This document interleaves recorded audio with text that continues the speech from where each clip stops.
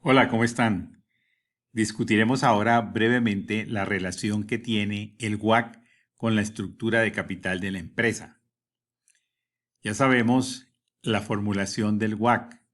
El WACC es al final un costo promedio ponderado entre lo que le pagan a los accionistas y lo que le pagan a los acreedores.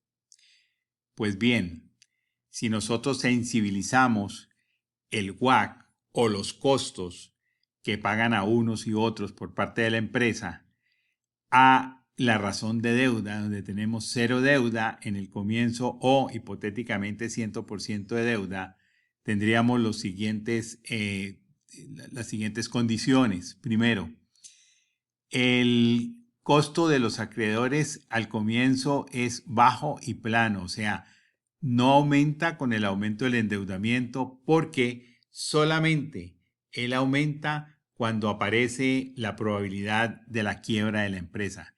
Mientras la empresa no esté muy endeudada, esa probabilidad es muy baja, por lo tanto el riesgo para el inversionista como acreedor es bajo.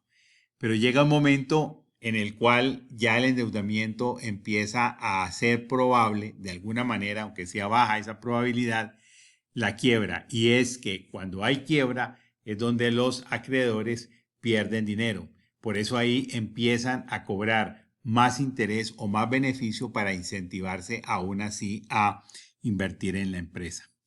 Aquí la curva negra está representando el costo de los acreedores para la empresa, pero aplicándole el escudo fiscal. ¿Qué sucede con el caso E o lo que le paga la empresa a los accionistas?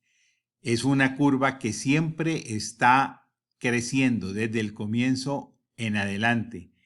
Esto se debe a que en la medida que se empieza a endeudar la empresa, el beta de esa empresa va siendo cada vez más alto.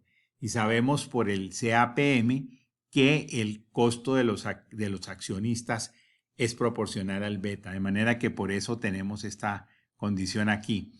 Como el WACC es un promedio ponderado entre la curva azul de los accionistas y la curva negra, que es la de los acreedores, con el respectivo escudo fiscal, y es entendido que el costo de los accionistas es más alto porque su dinero es más arriesgado que el dinero que ponen los acreedores. Entonces el WACC está representado por esta línea verde, que es el promedio ponderado entre las dos líneas, la azul de los accionistas y la negra de los acreedores con el escudo fiscal para la empresa. Observemos que esta línea empieza con todo el valor de caso E cuando no hay deuda, porque no hay sino un componente de esa financiación. A medida que va aumentando el RD, se va endeudando la empresa, pues va tendiendo a bajar el promedio desde esa más alta curva azul hasta una curva negra más baja. Pero llega un momento en que el hecho de que el costo de capital de los accionistas va creciendo más que linealmente y aún después se encuentra con el crecimiento del costo que tiene que pagar la empresa a los acreedores, hace que este declive de este WACC pues ceda y empiece a subir hasta que llega a un punto también muy alto cuando tenemos solo o una gran mayoría de endeudamiento de los acreedores.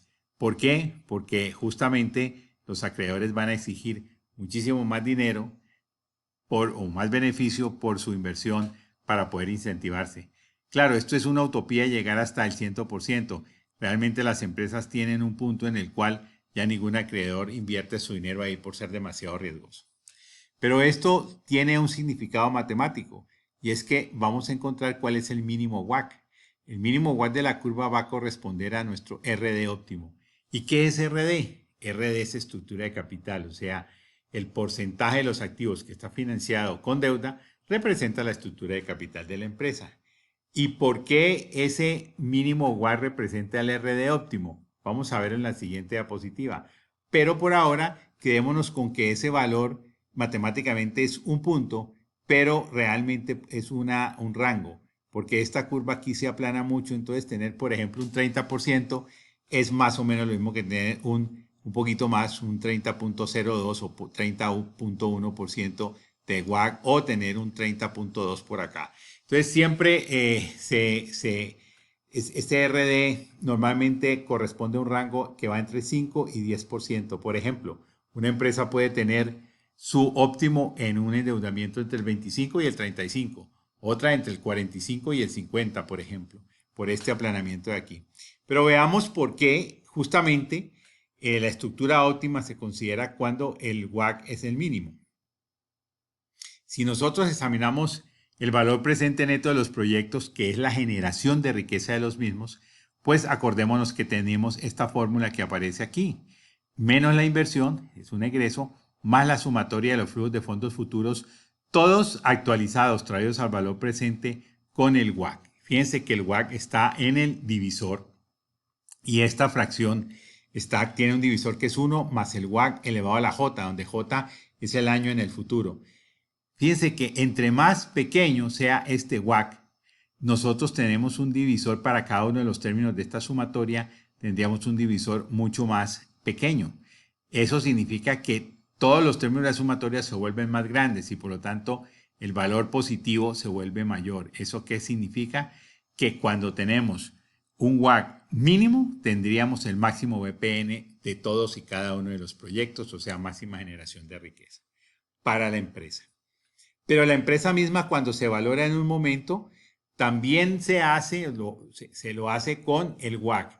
La valoración de una empresa es el valor presente, no el valor presente neto, sino el valor presente que considera todos los flujos desde el momento 1, el año próximo, hasta el momento final, hasta infinito. Flujos de caja operativa netos. Estos son los flujos netos de las operaciones y se dividen entre 1 más el WACC. ¿Por qué? Porque esto es lo que producen los activos y los activos tienen un riesgo ponderado en promedio entre el riesgo de los accionistas y el riesgo de los acreedores, y eso es lo que calculamos nosotros como WACC, y ese WACC es el riesgo de los activos. Pues bien, cuando nosotros descontamos esos flujos de caja futuros de una empresa que van prácticamente al infinito y lo traemos al valor presente, ocurre lo mismo. Como están divididos todos con el WACC, entre más pequeño sea el WACC, mayor es el valor de la empresa. Entonces tenemos dos situaciones positivas con el WACC mínimo. Uno, que el BPN de los proyectos, o sea, los futuros proyectos, se aumenta, nos dan muchísima más riqueza, la máxima riqueza posible. Pero no solo eso, sino que también el valor de la empresa hoy es mayor, es el máximo posible con el mínimo WACC. Pero hay un tercer elemento que también es importantísimo y es este. Nosotros habíamos entrado a toda esta materia de finanzas diciendo que en realidad lo que sucede es que una empresa está inmersa en un mercado y su operación y sus finanzas le dan un riesgo financiero frente a ese mercado. Y decíamos que entre más riesgo tenga la empresa, mayor será la rentabilidad que debe dar a sus inversionistas. Pues bien, esto es, digamos, la representación esquemática o conceptual de un concepto. Aquí tenemos un caso de una empresa que tiene un riesgo determinado beta. Y cuando nosotros miramos cuál es esa rentabilidad, debemos llevarla al interior de la empresa y entonces allá tenemos una serie de proyectos, todos ordenados de mayor a menor TIR, tasa interna de retorno. Y hemos dicho que los proyectos que tengan más rentabilidad que esa rentabilidad exigida para la empresa son buenos. Tienen una TIR mayor que el WACC y los que tengan menos rentabilidad no son buenos financieramente. Los proyectos buenos van a generar riqueza, los proyectos menos malos van a destruir riqueza.